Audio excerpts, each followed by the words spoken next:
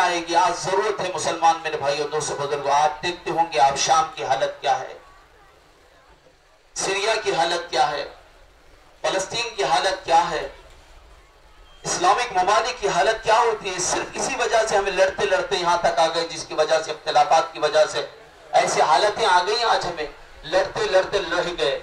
आपको मालूम है, मैं बार बार ये कहता हूं, इस ईदगाह की तामीर 309 साल इस साल को लगे हैं। ईदगाह के थोड़ा हट जाए, ईदगाह के 309 साल तारीखी ईदगाह है कड़पा का। जिस तरह हैदराबाद का चांद मीनार ताज होता है, दिल्ली का ताजमहल है, आगरा का जो बोलते हैं, दिल्ली का वो जो कुतुब मीनार है, इसी तरह कड़पा का ये शाही ईदगाह है। तकरीबन 309 साल गुजरे हैं इसके ऊपर। ये औरंगजेब रहमतुल्लाह अलैह के हुक्म से यहाँ पर कड़पा में बनाया गया। 3 चीजें आप तो जानते हो कि मस्जिद, फोर्ट मस्जिद, मस्जिद आजम जिसके नाम से कहा जाना जाता है, वो मस्जिद, और ये भी ये जो ईदगाह शाही ईदगाह है 309 साल इस साल को 1130 में बना गया है। ये हिजरी इसकी आज 1430 पर 9 हिजरी है। तकरीबन 309 साल इस साल को होते हैं ईदगाह के, शाही ईदगाह के। हमारी जिम्मेदारी बनती है, अगर ऐसी चीजों को, हमें तारीखी चीजों को हमें बालाए ताख रखते चले जाएं, अब उसे बस पीठ पीछे करके चले जाएं। और आने वाला दौर ऐसा है, तकरीबन इस वक्त जब नवाब रखा था 10 एकड़ लैंड रखा था इस ईदगाह के डेवलपमेंट को, ईदगाह डेवलप हो, पूरा खड़पा यहाँ पर नमाज पढ़े। हालात ऐसे होते गए कि लोग कब्जा करते, वो तो आदत है लोगों की, जहां भी जमीन फ्री की मिलती कब्जा कर लेते। कब्जा करके जगहों को पूरा आज जो माइनॉरिटी की जो भी जगह है खत्म होती जा रही है। वजह है कि हम खुद उसके जिम्मेदार हैं। इसमें आप हर एक भी साथ देना है। ईदगाह को इंशाअल्लाह ताला जितने आप लोग ईद की नमाज को आते जाएंगे इंशाअल्लाह ताला हम उतनी पढ़ते जाएंगे इंशाअल्लाह ताला, इसमें और भी डेवलप करेंगे इंशाअल्लाह ताला। आप लोगों का साथ होना है। और दूसरी बात, मैं उन लोगों का भी शुक्रिया अदा करता हूं जो हमें मीडिया सपोर्ट करती है। इस पुरानी तारीख को मीडिया का भी बहुत बड़ा हाथ है। जो भी चीज मीडिया के हाथ में होती है उन्हें सपोर्ट करते हैं हमें भी। अल्लाह ताला जो जो मुसलमान भाई हैं तो अल्लाह ताला उन्हें तीनों दुनिया की भलाई अता फरमाए, अगैर है तो अल्लाह ताला दीन की दौलत से मालामाल फरमाए। इसी तरह पुलिस ने भी एडमिनिस्ट्रेशन इतना बेहतरीन करते हैं, हर साल की तरह इस साल और भी अच्छा हो रहा है पुलिस का एडमिनिस्ट्रेशन। पुलिस में डिपार्टमेंट हमें बहुत सपोर्ट करती है, ट्रैफिक का कंट्रोल करती है, और साथ ही साथ जहाँ जहाँ पार्किंग करना है, जिस तरह उस जमाने में आप देखे होंगे लारियों से लोग आते थे ईदगाह को, लोग आते हैं, उसी तरह आज भी अल्लाह का फजल और करम है कि लोग ज्यादा से ज्यादा कसरत में जब आते हैं तो पार्किंग का इंतजाम पुलिस वाले करते हैं। मैं उनका भी तहे दिल शुक्रगुजार हूँ। और जो भी इसमें हिस्सा लिए हैं, जो जाहिर होकर जो बातिनी तरीके से इसे सपोर्टिंग किए हैं, आपका भी हर एक का भी तहे दिल से अल्हम्दुलिल्लाह नहमदुहु व नस्तईनुहु व नस्तगफिरुहु व नु'मिनु बिही व नतवक्कलु अलैहि व नऊज़ु बिल्लाहि मिन शुरूरि अंफुसिना व मिन सय्यिआति अमालिना मन यहदिहिल्लाहु फला मुदिल्ल लहु व मन युद्लिल फला हादिय लहु व नशहदु अन ला इलाहा इल्लल्लाह वहदहु ला शरीका लहु ونشهد أن سيدنا ونبينا ومولانا محمدا عبده ورسوله أرسله الله تعالى بالحق بشيرا ونذيرا أما بعد وصلى الله تعالى على خير خلقه محمد وسلم تسليما كثيرا كثيرا الله أكبر لا إله إلا الله والله أكبر ولله الحمد الله أكبر لا إله إلا الله والله أكبر ولله الحمد الله أكبر لا إله إلا الله والله أكبر ولله الحمد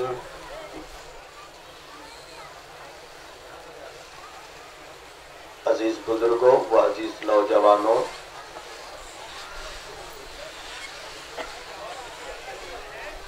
खुतबे के बाद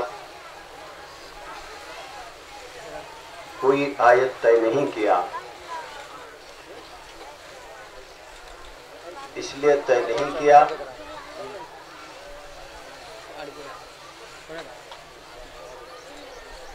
कि आज ये ईद उल फितर के मौके पर कई सारी चीजें उन्वान बनती हैं। हर एक पर तो नहीं कहा जा सकता, जबकि आप लोग मसाजिद में हर एक उन्वान की समाअत किए होंगे। अब सारे उन्वानात को तो एक जगह बयान नहीं किया जा सकता, इसके लिए काफी वक्त होता है, काफी बातें हो जाती हैं, समझना दुश्वार हो जाता है। तो इसलिए ईद का माहौल है, वक्त की कमी भी होती है, और अहम बात यह है कि रोजादार रोजा रह रहकर तरावीह पढ़ के, नवाफिल पढ़ के शायद के थकान होती हो, इसलिए उन बातों का लिहाज करते हुए बस मैं जो मुख्तसर वक्त है, तकरीबन एक आधे घंटे का वक्त है, तो सिर्फ आधे घंटे के वक्त में चंद इस्लाही बातें जो माशरे के लिए जरूरी हैं, आपके सामने गोशे गुजार कराते हुए बात को खत्म कर दूंगा। इस्लाही महफिल की बात आई तो एक बात याद आ गई। बहुत से लोगों के इसरार पर मैं हमारे आस्ताने मुरादिया की जानिब से हजरत मोहर अली शाह रहमतुल्लाह अलैह नज़्द वन टाउन की बारगाह में हर माह चांद की दूसरी जुमेरात को एक इस्लाही महफिल रखा हूं, जो तकरीबन 3 माह से चल रहा है। बस रमजान में वक्फा रहा, इंशाअल्लाह ताला खुतबे के बाद इस माह की यानी शवालुल मुकर्रम की दूसरी जुमेरात यानी 28 जून को महफिल होगी। आप हजरात से भी उस महफिल में आने की मैं गुजारिश करता हूं। ये ईद का हम इसलिए यहां पर आए हैं, हमें नहीं मालूम कि हमारे पीछे क्या क्या अमल है। रोजे के अमल हैं, नवाफिल के अमल हैं, जिक्र-ओ-अस्कार के अमल हैं, पता नहीं कितने अमल हमारे साथ हैं। हो सकता है किसी के पहाड़ों बराबर भी हो, लेकिन ये सब तो अल्लाह के पास महफूज है। लेकिन वो तमाम का अजर पाने के लिए, इन्हें कामयाबी सुनने के लिए हम यहां पर आए। देखो, दुनियाई तौर पर एक मिसाल बताता हूं। बच्चों का इम्तिहान है तो एक मकाम तय कर दिया जाता है जिसे सेंटर कहते हैं। अंग्रेजी जबान दरमियान में नहीं बोलना है, चूंकि मादरी जबान हमारी उर्दू है। अब हमारी कमजोरी भी ऐसी हो गई है कि हम उर्दू जबान बात करते करते बेचारे जिनको उर्दू नहीं आता तेलुगु में चली आती है, नहीं तो अंग्रेजी में चली आती। जहां तक हो सके अपनी जबान को मजबूती के साथ थामे रखो। एक अहम बात बताता हूं, अगर किसी कौम को खत्म कर देना है तो सबसे पहले उसकी जबान को खत्म कर देना चाहिए। जब उसकी जबान को खत्म कर देते हैं तो बाकायदगी के साथ वो कौम खत्म हो जाती है। इसलिए हमारा ताल्लुक हमारी जबान से है, तो जबान को मजबूती के साथ थामे रखना। तो एक मकाम तय किया जाता है, फलानी जगह पर इम्तिहान है, तो हम सब चला जाते हैं। अब इम्तिहान हो जाता, फिर नताइज का मामला आता है, तो नताइज के लिए कोई मकाम तय नहीं रहता, लेकिन नताइज के लिए सरकार की जानिब से यानी हुकूमत की जानिब से अखबारात होते हैं, कोई जरिए होते हैं।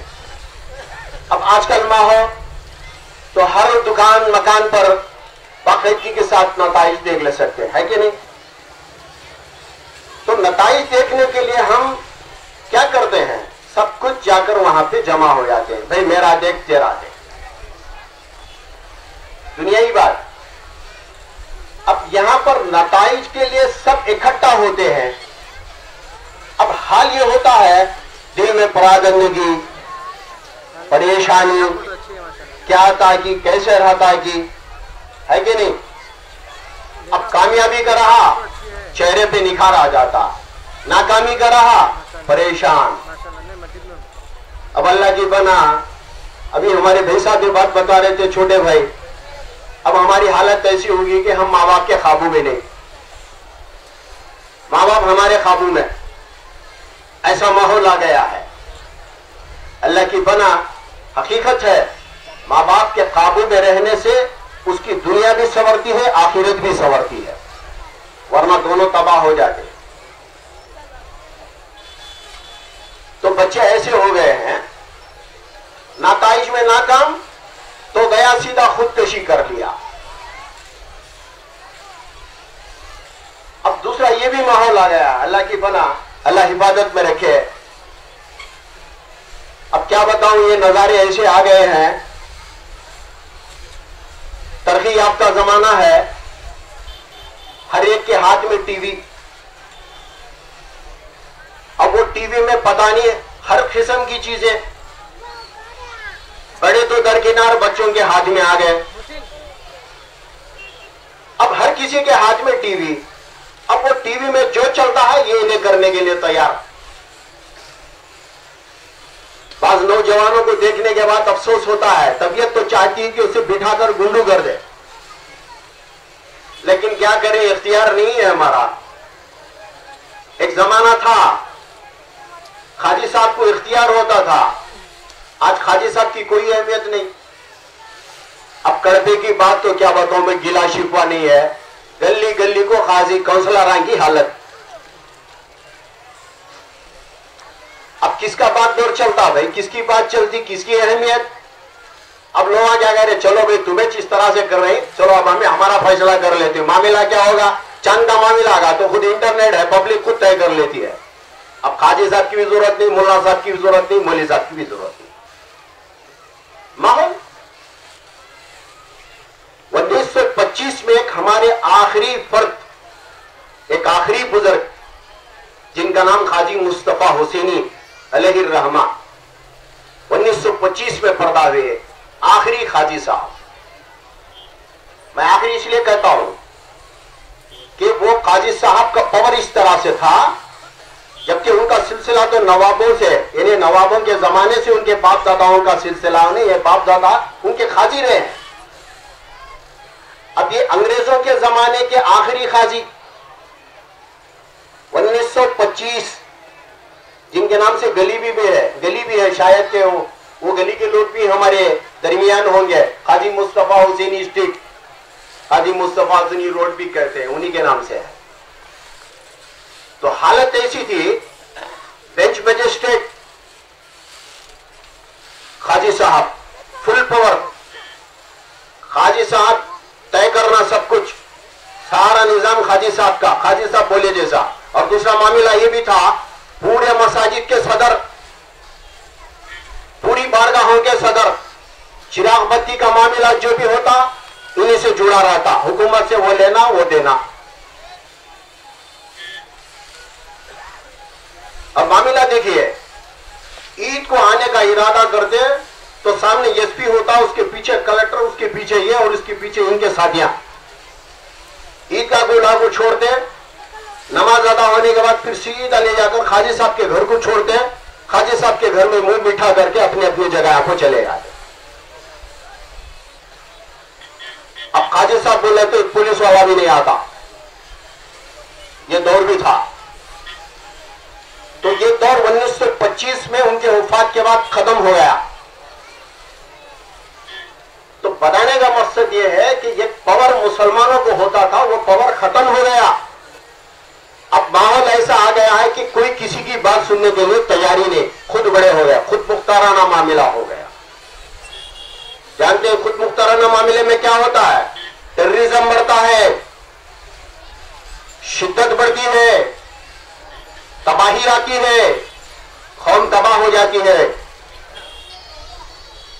इसीलिए किसी की बात मान करके चलना है। मैं ये नहीं कहता कि मेरी ही बात मानो, जो भी कौम का नुमाइंदा होता है उसकी बात मानकर चलना। चंद चीजों में हम मुत्तहिद हैं, चंद चीजों में मुखालिफ। नमाज का मामले आगा तो इमाम साहब के पीछे हो जाते, वो कैसे तो भी इमाम साहब रंज है, ताबे इस इमाम के घर को खाता मल्ले को खड़े आते, खड़ते क्या नहीं भाई? इमाम साहब बोले तो इमाम का मतलब ही इमाम अमामा से है। अमामा का मतलब पेश की सामने, तो इमाम सामने खड़ रहा है, उसके पीछे हमें खड़े आए, मैं कैसा भी रंज। चंद चीजों में इत्तेहाद है।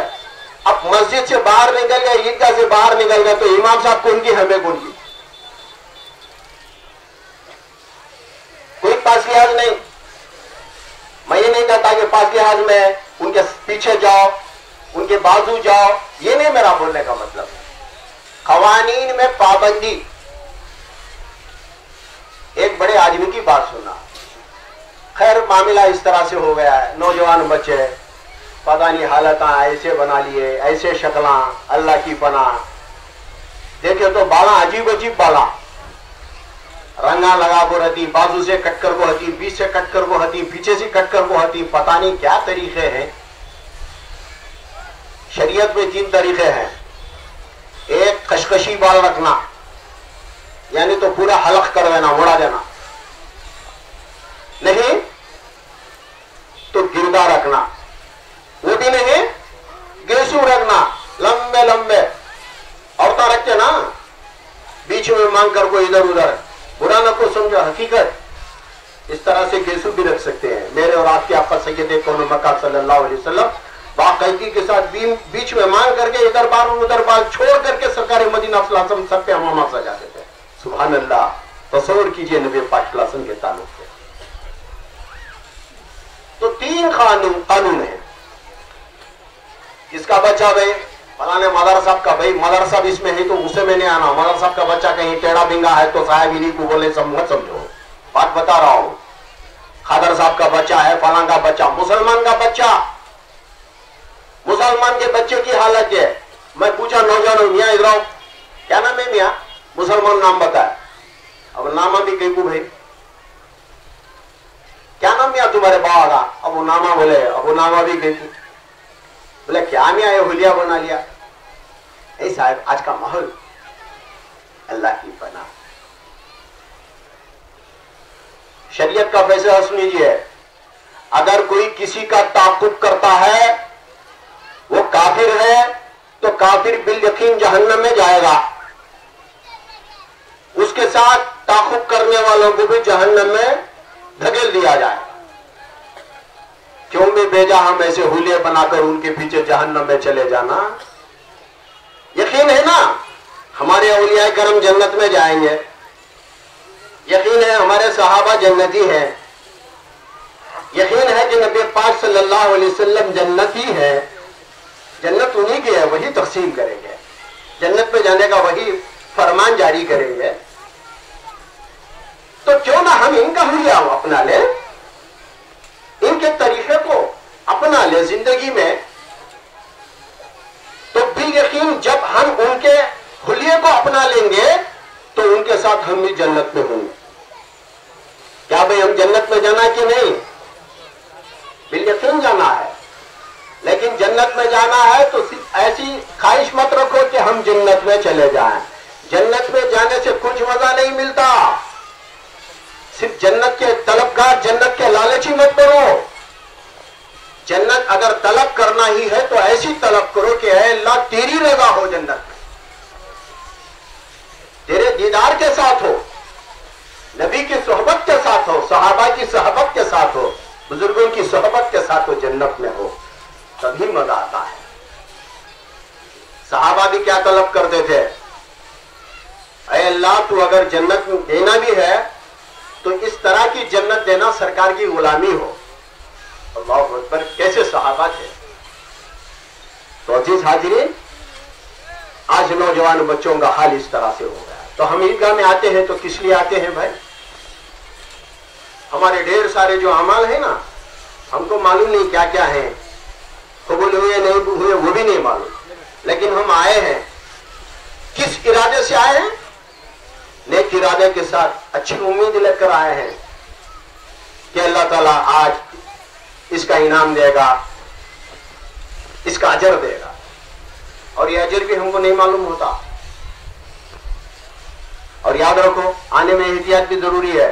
जैसे कि हमारे भाई बता रहे थे कि आते वक्त तकबीर कहते आना, जाते वक्त तकबीर के साथ जाना, खेल तमाशे नहीं करना, बातचीत नहीं करना, इधर उधर नजरें नहीं करना, एहतियात के साथ आना, एहतियात के साथ जाना। यकीन रखो कि मग़फ़िरत है।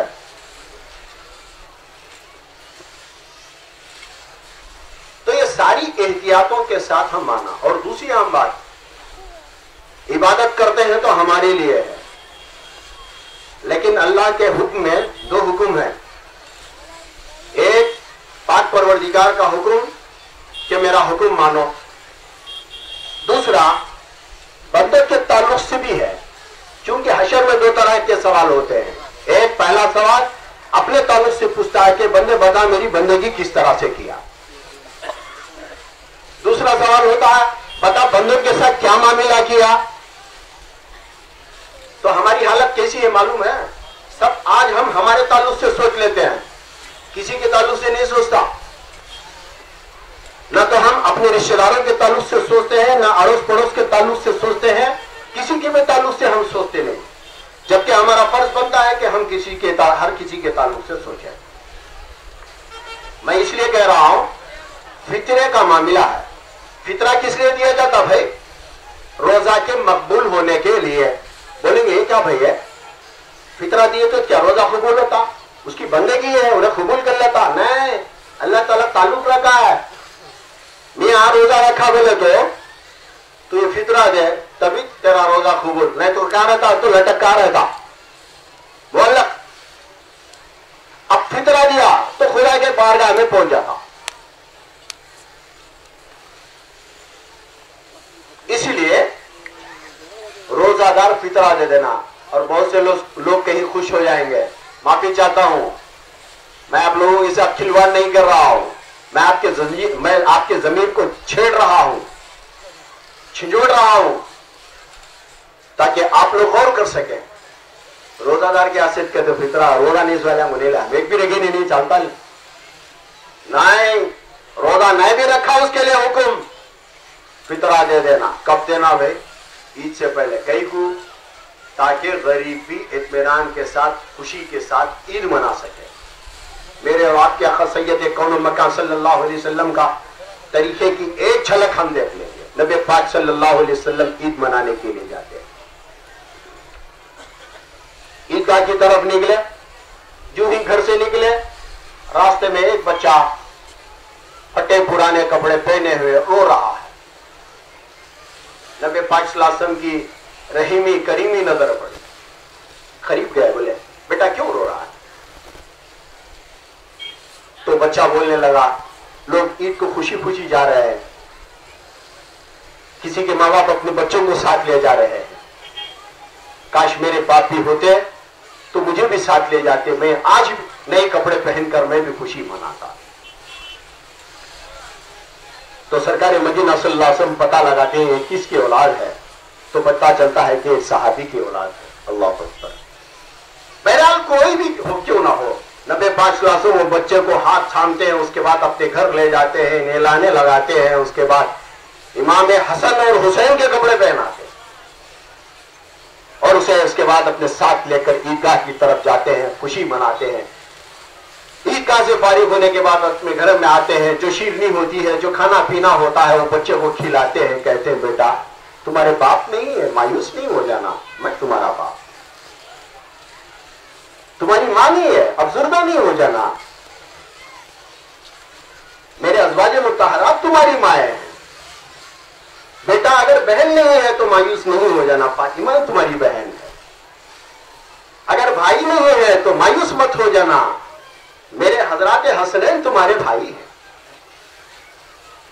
और क्या चाहिए भाई? सरकार जिनके बाप बन जाए, उनके अज़वाज मुत्तहरात उम्महातुल मोमिनीन मां बन जाए, फातिमा बहन बन जाए, हजरात हसैन जन्नत के शहजादे अपने भाई बन जाए, कितना खुशकिस्मत है। तो बच्चा खुश हो जाता है। तो बताने का मकसद ये है कि हम ईद से पहले गुरबा का ख्याल करना, अड़ोस में ख्याल करना, पड़ोस में ख्याल करना। बोलेंगे भाई हमना सब कहीं को भी परेशानी, आंसू देखना, बाजू देखना, वो बड़े बड़े आदमी के वास्ते भाई। अब कोई नुमाइंदा है तो उसके वास्ते भाई, अमीर है तो उसके लिए भाई, फलाना कौम का हाकिम है तो उसके लिए भाई। नहीं, हर एक का फर्ज बनता है अपने ताल्लुक से ख्याल करे। एक मर्तबा हजरत उमर रज़ी अल्लाह तआला अन्हु जिस वक्त अमीरुल मोमिनीन थे, शहर का मुआयना करने के लिए रात में निकले। और रात में भी कैसे मालूम, पहले से तो साथी से साहबा, हालत इनकी पैवाना लगे हुए, फटे पुराने कपड़े, और वो भी हालत ऐसी बना ली है, फकीर या गरीब की हालत बद से बदतर हालत बना ले को। रात में जासूसी की वास्ते निकले, मैं देखे एक एक जगह का एक एक मामला, एक एक जगह एक एक गौर करे, एक एक जगह एक एक मुलाहिजा करे। एक घर पर गए, हालत कैसी है मालूम है? छोटे छोटे मासूम बच्चे हैं, थोड़े जागने वाले जागते हैं, थोड़े सो गए। वो जमाने की बात थी, चिराग बत्ती का जमाना, बहुत जल्दी सो जाते थे लोग। ईशा की नमाज पढ़ने के बाद क्लास आधी रात हो जाती। अब हमारी हालत ऐसी कि 11 बज गए तो भी नहीं, 12 बज गए तो भी नहीं। हमें सोते देर से, उठते जल्दी, उठते जल्दी नहीं, देर से। पहले का दौर कैसा था? जल्दी सोते जल्दी उठते। बिल्कुल बरक्स हो गया है माहौल, खैर अल्लाह की पनाह। अब थोड़े बच्चे सो गए, थोड़े बच्चे जाग रहे हैं, और बच्चे जागते हुए क्या जिद कर रहे हैं? अम्मी जान भूख लग रही, खाना होना, अम्मी जान भूख लग रही, खाना होना।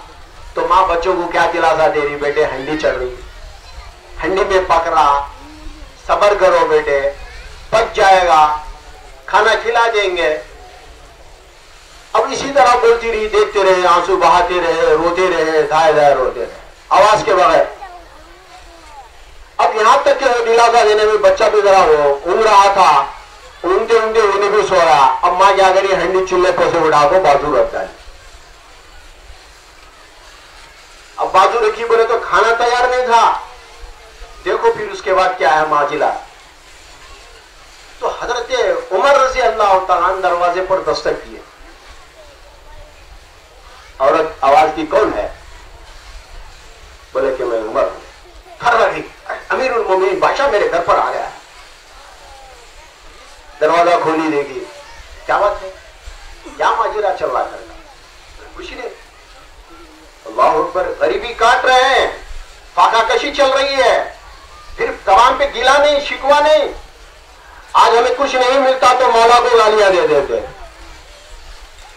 हर किसी को गालियां दे देते, एहसान फरामोशी कर देते। पता नहीं जो जो होता है हम करते हैं, लेकिन कैसे ईमान वाले थे। अल्लाह अकबर, ये हमारे लिए मिसाल है। तो गिला नहीं, बात को टाल रही है, कह रही कुछ नहीं, नहीं बताओ, मैं अमीरुल मोमिनीन हूं, मेरी जिम्मेदारी है, क्या चल रहा है, ये हांडी में क्या है?